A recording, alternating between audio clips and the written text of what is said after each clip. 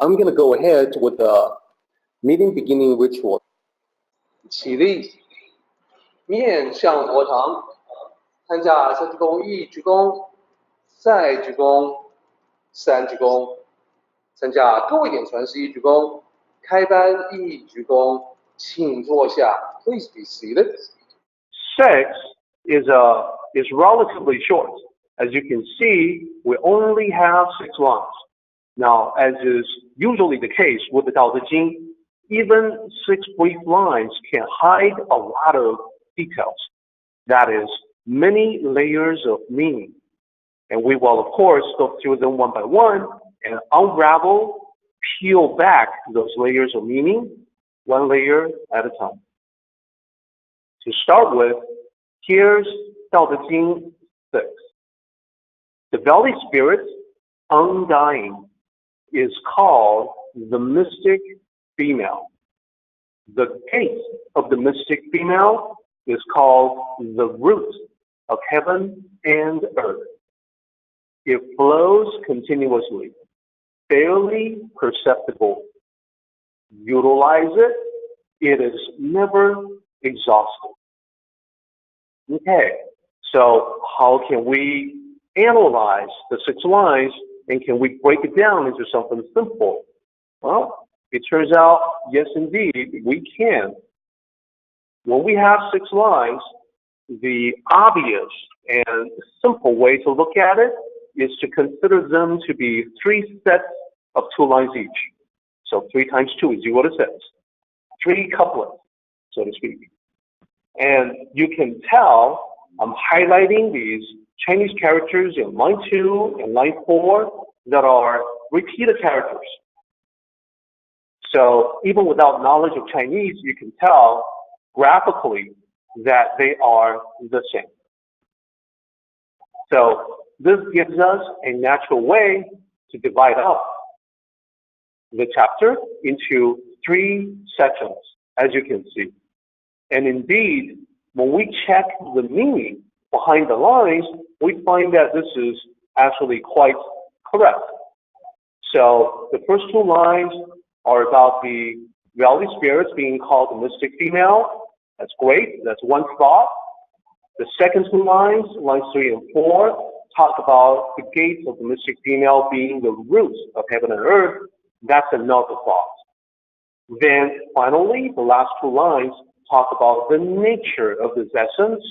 That is a flowing essence, flowing continuously. It's barely perceptible because it's not a physical thing, but you can use it and it is never used up, never exhausted.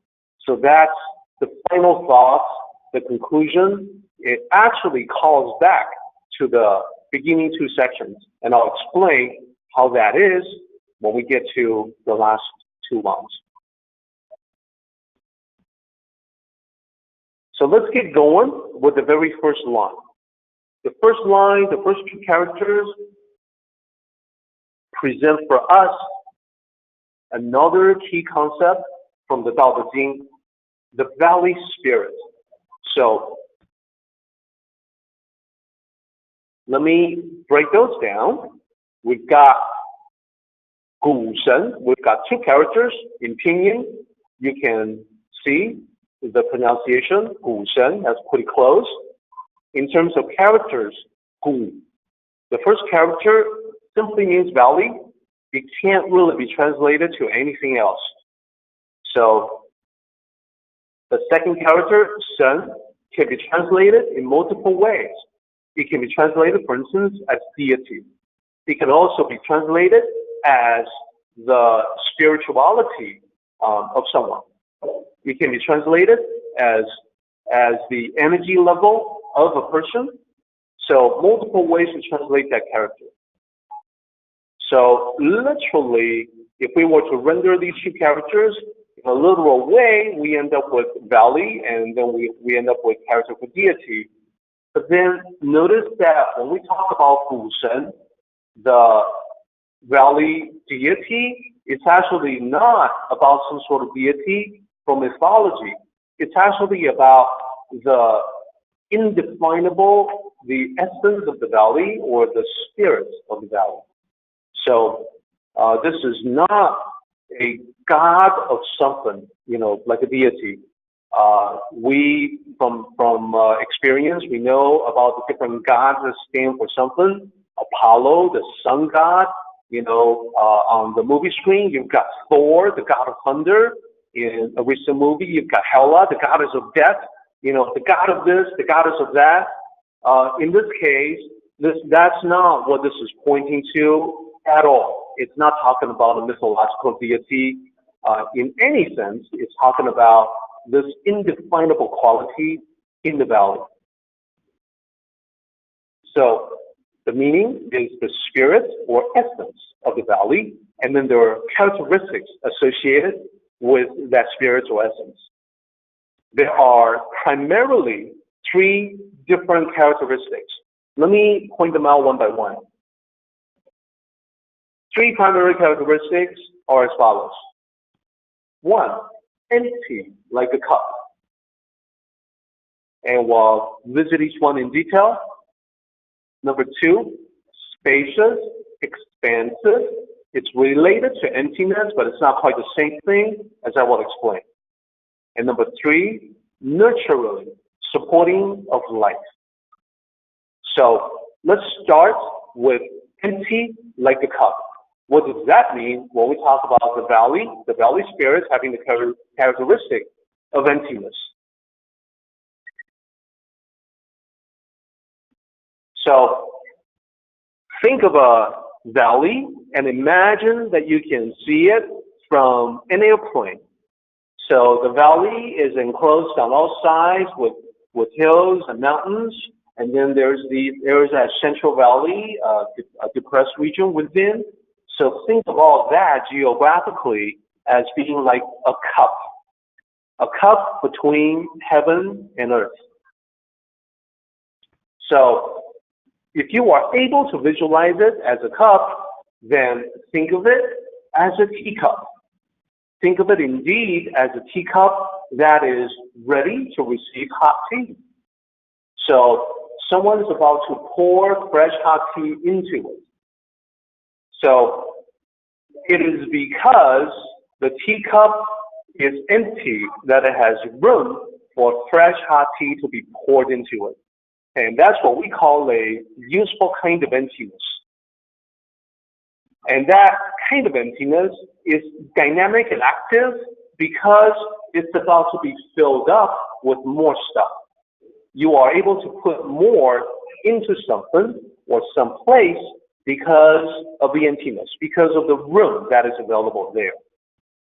So that useful kind of emptiness is the kind of emptiness that's perfect for learning. It is perfect for renewal. Why? Because for the Tao cultivator, it's a mindset of being receptive. If you are a cup that has emptiness within, then that means being able to receive fresh, hot tea, and that's a metaphor for better information, more accurate information, more up-to-date information. So think about a valley with mountain streams flowing into it. Many different streams of water flowing into the depressed area within the valley, where they join together, become a river in the center of the valley, and then flowing out at some point into the ocean. So that flow of streams of water into the valley represents, if you can think of that as pouring tea into a cup, that's metaphoric for how the mind can be receptive to get new information, to accept new information. So not just information, but also new perspectives, new ideas. So right off the bat, you're looking at something that is receptive, that is open, as in being open-minded. So this paints the image of the Tao cultivator as someone who is the opposite of being dogmatic, being closed-minded. Someone who's not willing to entertain any new thoughts or consider any new information. let's tackle the second one. Spacious, expansive. This is related to emptiness, but it's not exactly the same. So with emptiness, think of that as receptivity, ready to receive new, hot, fresh tea. Now, being spacious and expansive, it means that the valley is vast. It means that there's plenty of room to contain many different kinds of living things, and all of these different living things, whether plants or animals, they all contribute, they all fit together harmoniously in this vibrant ecology, in this environment. So what does that mean? That's great for the valley. We can all visualize the valley as containing many different kinds of living things. There's a nice ecology going on. It's ongoing, it's vibrant. What does that mean for the Tao cultivator? Well, what it means is that if you have a mind like the spirit of the valley, then you are tolerant of many different kinds of opinions, just as the valley is host to many different kinds of living things. So that means, as a Tao cultivator, you welcome, you even encourage a diversity of thought. It doesn't mean that you believe everything that you come across, but you like having the different perspectives available, because oftentimes when we have a mental blind spot, there's something we cannot see, but someone else can see it much more clearly. So diversity leads to being well-rounded, which makes you overall think in a more complete way, a more complete thought. Lastly, we have the valley being nurturing and supporting of life. So what does that mean? Well, the living things thrive in the valley. Why do they thrive in the valley? Well, because the environment in the valley is temperate. It's never too extreme for survival. It never gets too hot, it never gets too cold. There's food, water, there's shelter to protect you from the environment. So the conditions are very favorable for life. So the valley is a protective environment.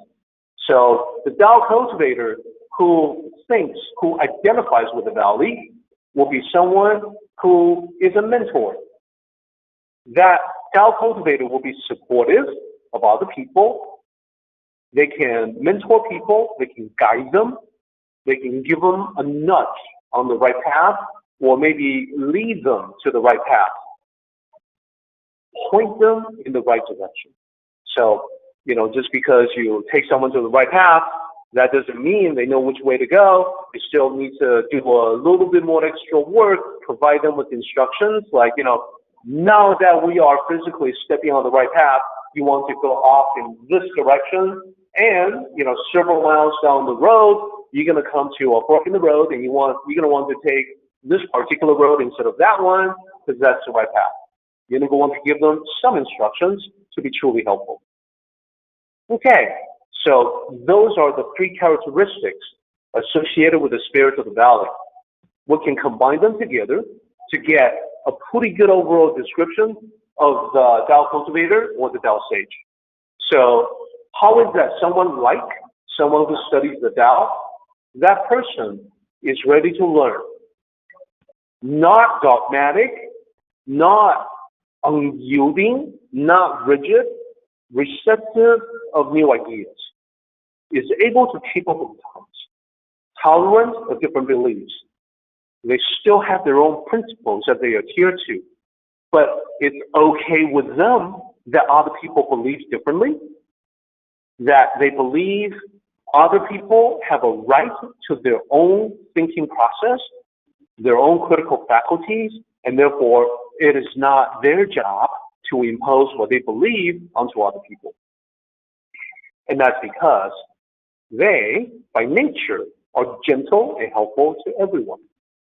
So if you think about someone like that, someone who is open-minded, ready to learn, receptive, tolerant of different beliefs, gentle and helpful, etc., well, you know that this is a person that you would like to meet.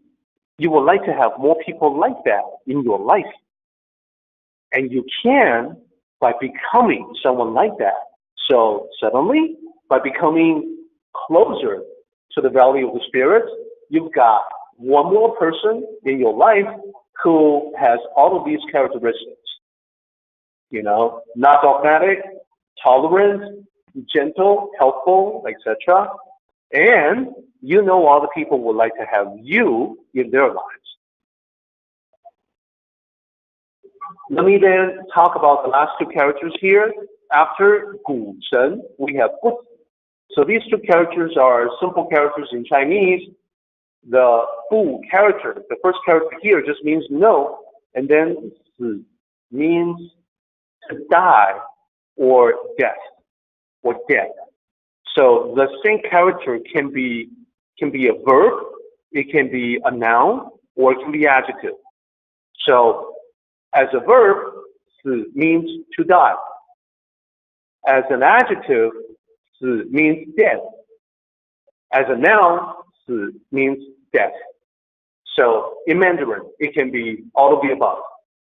So 不死 translated to undying means that 谷神, the spirit of the valley, the essence of the valley, is something that sticks around, something that is lasting.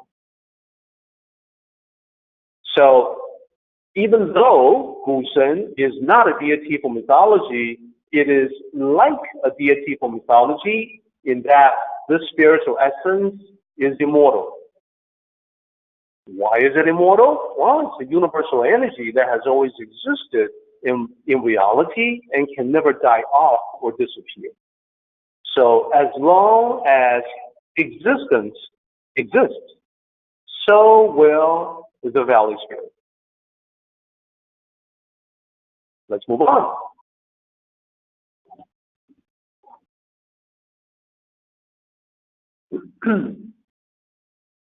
So when you look at the different attributes that we have talked about, you know, being receptive, accepting, tolerant, gentle, nurturing, life-giving, all of the above, you can see a direct connection. You know, not difficult, it's not a trick question.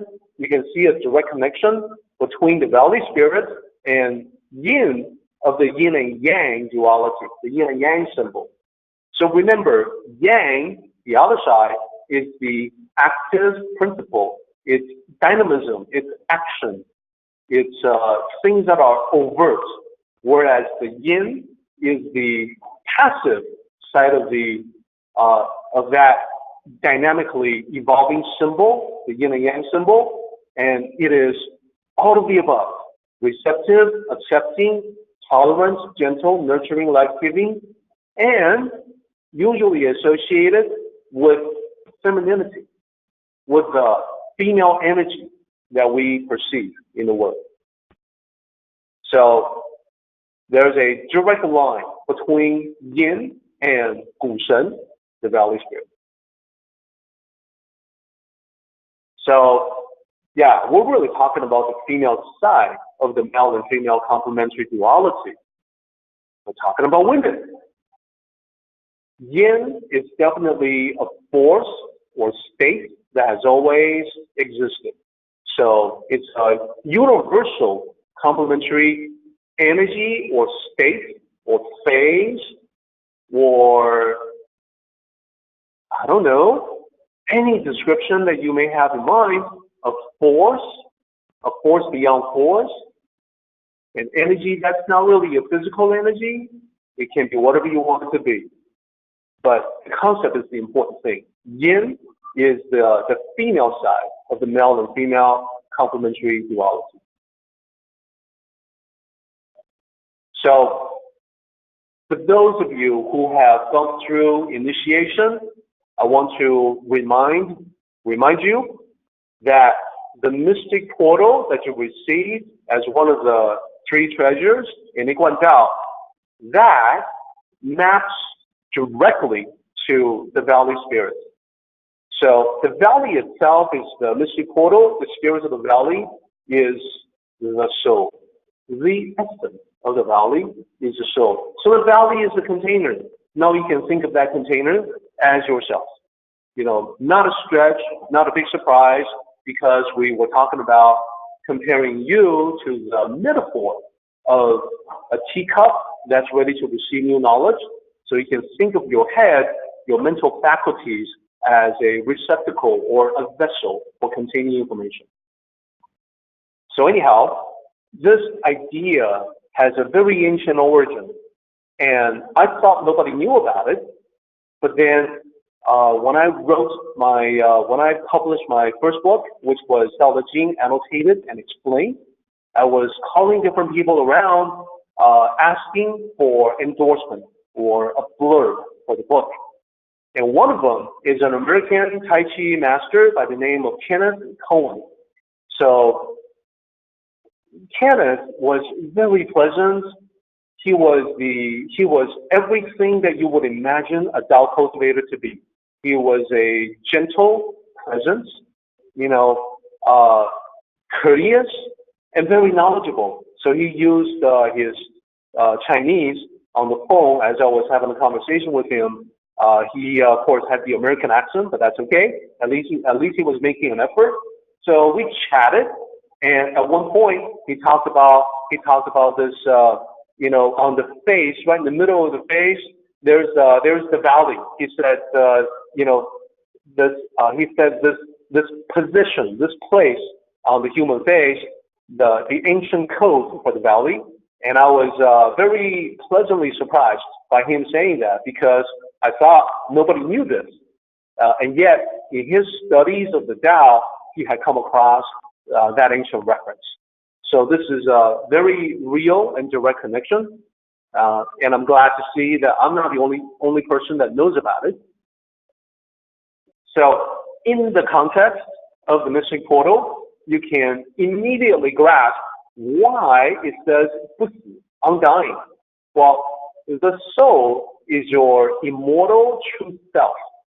In the teachings of the six patriarchs, it is called the original nature, but these are just different words pointing to the same thing.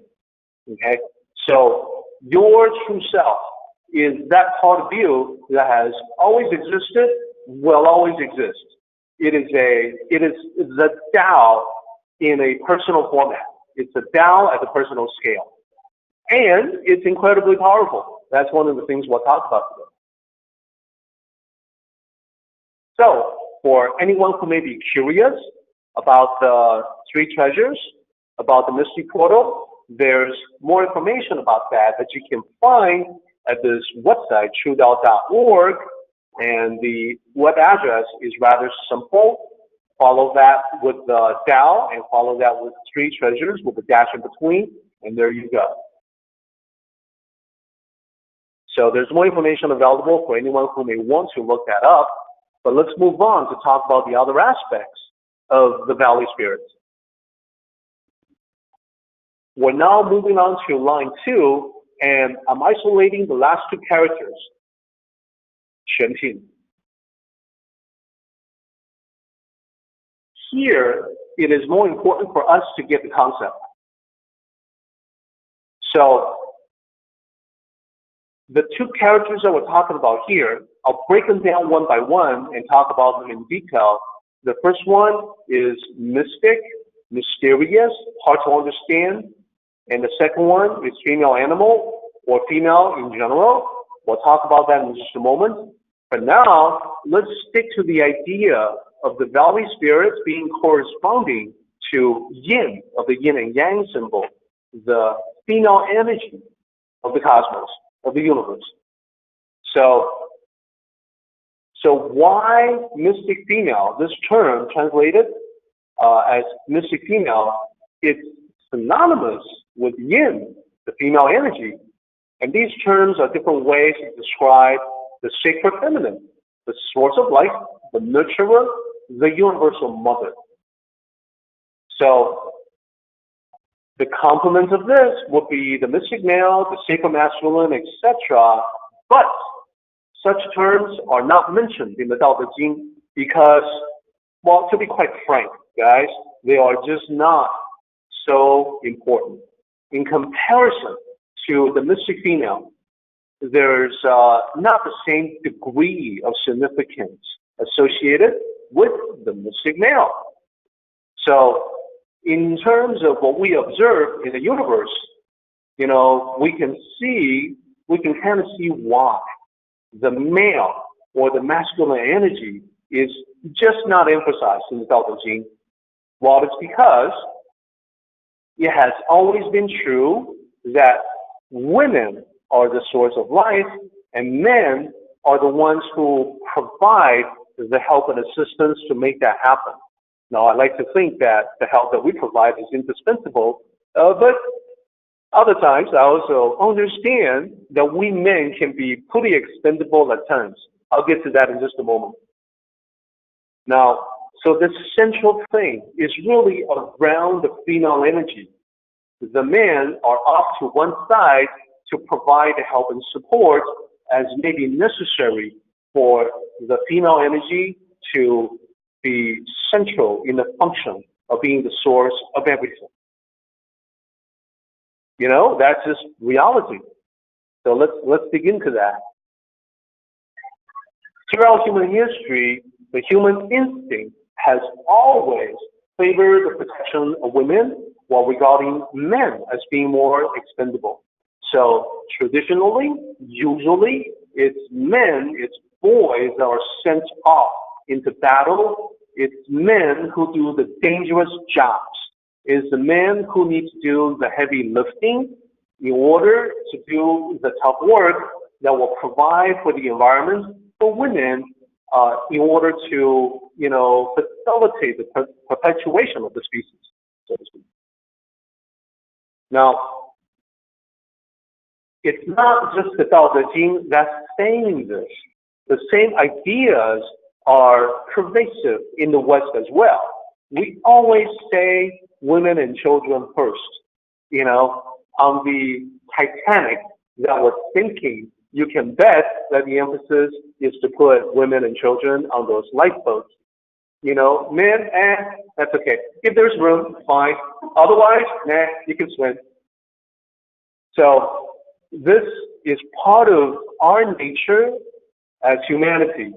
And every guy knows what I'm talking about when I say that when you feel for a woman, when you are in love, then all you can really think about, there's this overwhelming protective instinct that kicks in.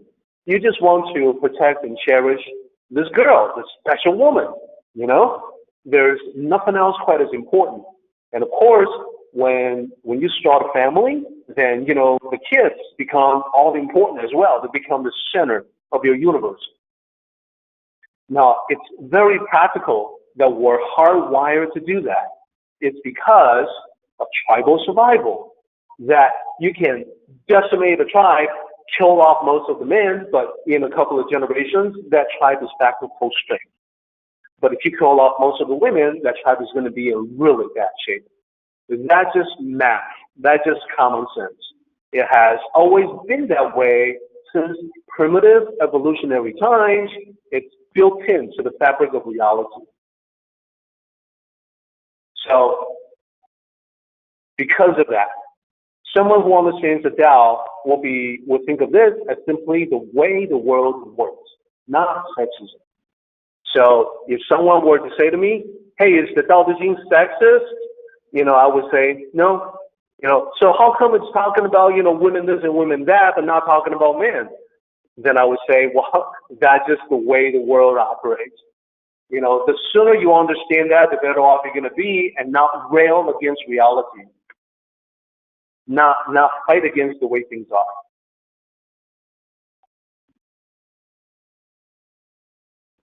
Okay, so moving on, let's talk about the two characters. As I mentioned, I will break them down one by one. The first one, Xuan, and the pinyin X-U-A-N may be a little difficult. So if you take a look at this, it's H-U-A-N, Xuan. So the meaning is mysterious, hard to understand, mystical.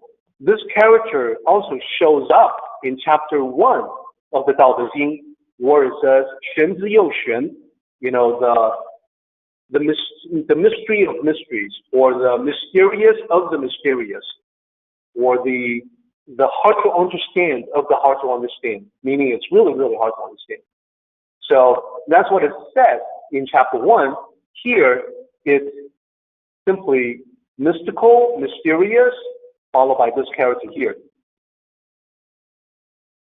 So a rarely used meaning in this character, more often used in ancient times, 玄, it meant dark or black.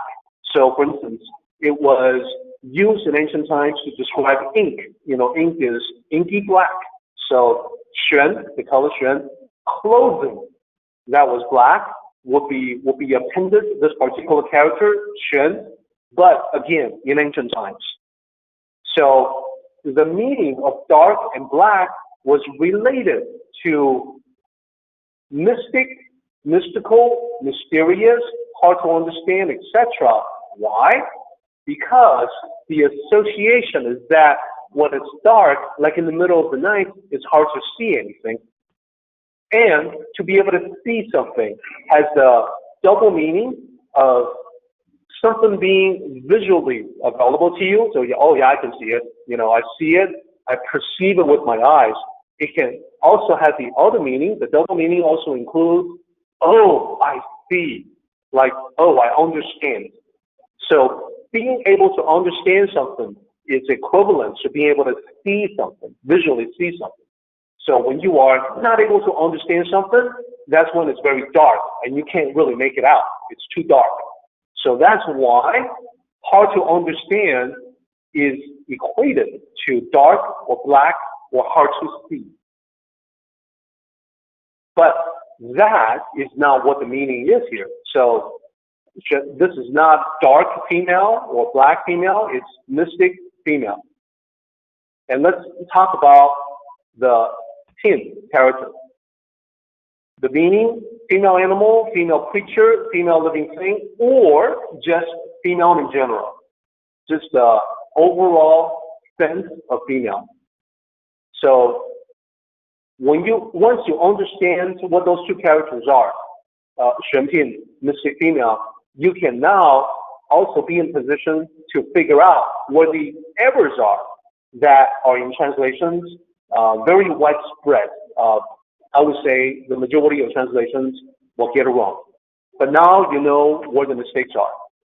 Some translations regard these two characters as being too difficult to translate, like people won't get it, so they will simply be skipped. And I say to skip these characters in a translation, not really acceptable because it's a central key concept in Tao Te Ching. Or there's another one that translates it as female mystery. Okay, well, you got the female in there, you've got mystery in there, but it's in reverse. So the actual original is mysterious female, not female mystery, or, closer to the original meaning was mystical female or mystic female, rather than female mystery. When you talk about female mystery, what does that even mean, Mystic nature, nature and female, that's totally different. You might say, well, you see, nature is life-giving, and therefore it's kind of female in that sense. Well, that's a stretch. So with all of these different translations and these super mistakes, let me say this.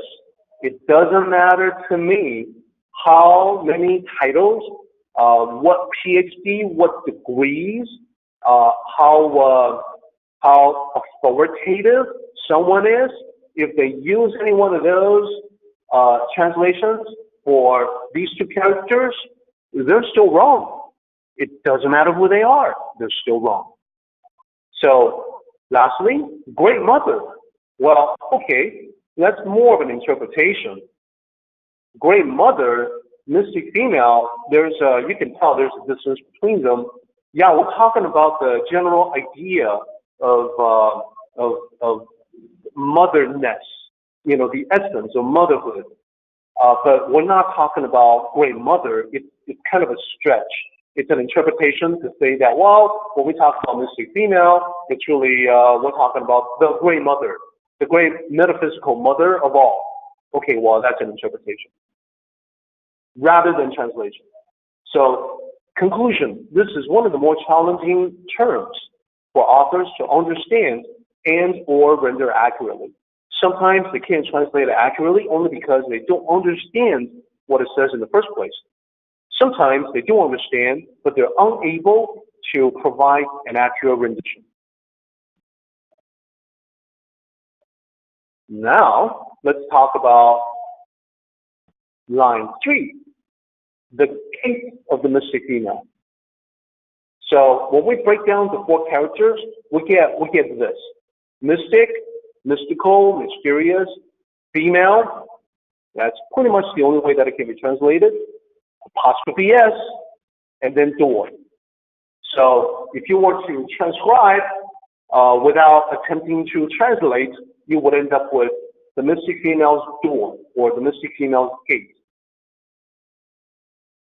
What does that mean? Well, the door, the entry point to the mystic female, is the first level or initial level manifestation of the transcendent force we call the mystic female.